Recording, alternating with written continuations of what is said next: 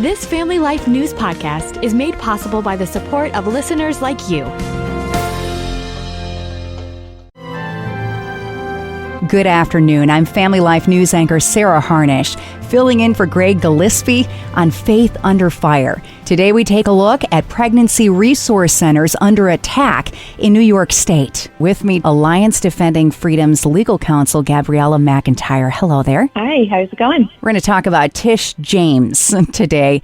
Bring on the war. The New York Attorney General is suing 11 faith-based pro-pregnancy centers that offer abortion pill reversals. These clinics are saving women from abortions. James is claiming that the statements that they provide on their websites about the procedure are untrue.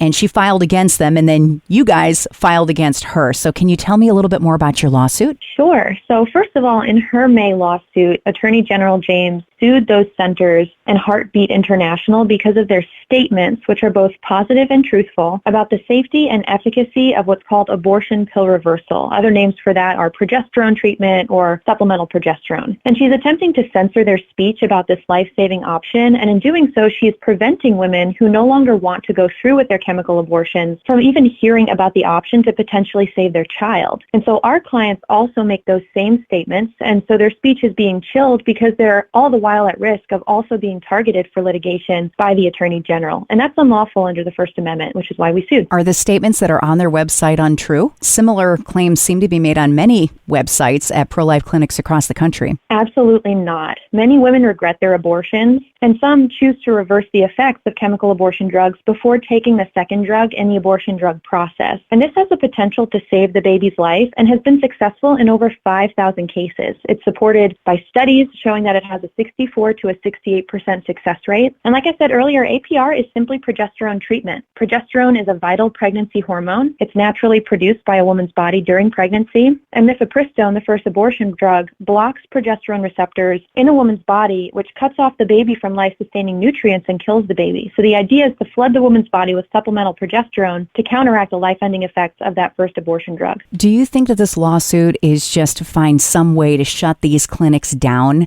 Even if they win, maybe they have such financial loss from the lawsuit that they can't even operate anymore. I think that's exactly right. The AG is censoring pro-life pregnancy centers because they tell women about the option of abortion pill reversal. She's targeting them for their content and the viewpoint of their speech because she simply just disagrees with it. And so the AG is threatening hefty penalties that could very well shut these centers down. Now, it's very fortunate that Alliance Defending Freedom offers all of its legal services pro bono to these pregnancy resource centers. Washington State's Attorney General just opened an investigation into a medical clinic there for abortion pill reversal, and there's a similar case out of California, and your legal firm is defending First Choice Women's Resource Centers in another case in New Jersey. This almost feels like a coordinated group attack. I mean, this is 4 different states, so what's going on? Yeah, that's exactly right. This is part of a larger trend of hostility toward these pro-life pregnancy centers, and especially after the Dobbs decision overturning Roe versus Wade, we've seen in many of these instances these attorney generals who are staunch supporters of abortion banding together in a coordinated effort to target and harass these pro-life, faith-based pregnancy centers for their views on abortion in an attempt to silence them and close their doors. It's not pro-choice, it's simply pro-abortion. And meanwhile, these pregnancy centers should be protected for the services they provide to their communities for free. What happens next in court with these 11 faith-based pro-pregnancy centers, but then also with the lawsuit that you guys have brought against Tish James? Sure. So in our lawsuit, we're actually awaiting the Attorney General's response to our motion for preliminary injunction.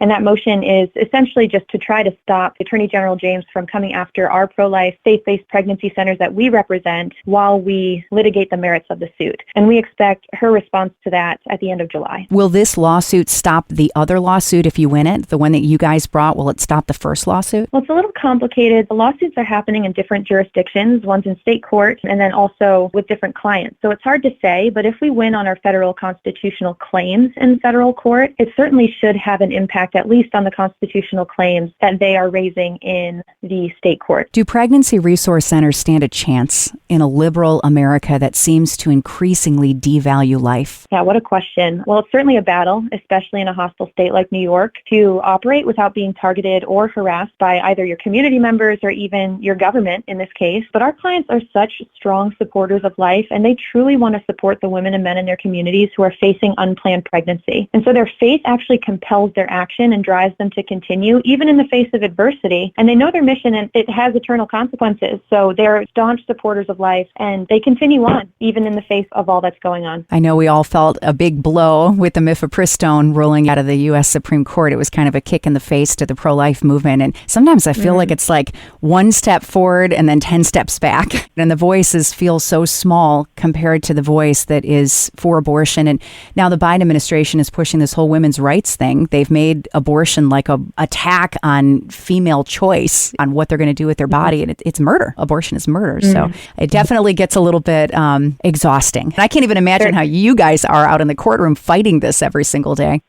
Well, we're in it for the long haul, so every step in the process is part of God's plan. When you guys heard the ruling on mifepristone, did ADF, all the legal counsel, just kind of, was there this collective sigh looking at that coming out of the Supreme Court? Yeah, I mean, it certainly was disappointing that the court did not address the merits of the case, but there were some small wins in there. The court unanimously held that there are federal conscience protections for doctors in emergency situations, which is something that we backed. I think the litigation backed the FDA into a corner about, because the government's position at the initial stage of the lawsuit was that they did not cover, these federal conscience protections did not cover our doctors in emergency rooms. What can somebody do who's listening to Family Life right now and they're as exhausted as you and I are with this battle? What's something that they can do that will make a difference in the fight? There's a couple things. First, support your local pregnancy centers, like the ones in the litigation currently, who give these services and material support to women and men and families facing unplanned pregnancies in their communities. Arm yourself with truth. Go to adflegal.org to learn more about this case and other pregnancy resource cases, and make sure you're aware of what's going on in these states and can correct the record about things like abortion pill reversal when you hear the opposition try to tear it down, and then just continue to be courageous advocates. Why do you, as an attorney,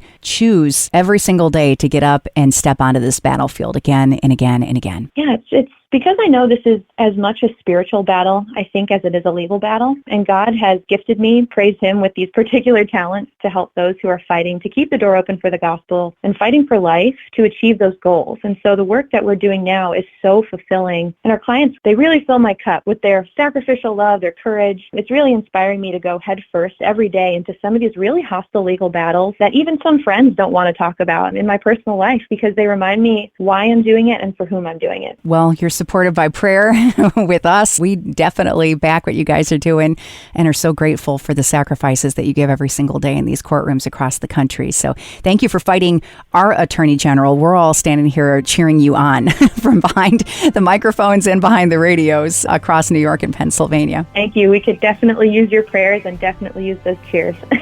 ADF Legal Counsel Gabriella McIntyre, we appreciate you. Again, go check out Alliance Defending Freedom's website online at adflegal.org. Thank you. Really appreciate it. And great questions. Just getting the word out is half the battle, really.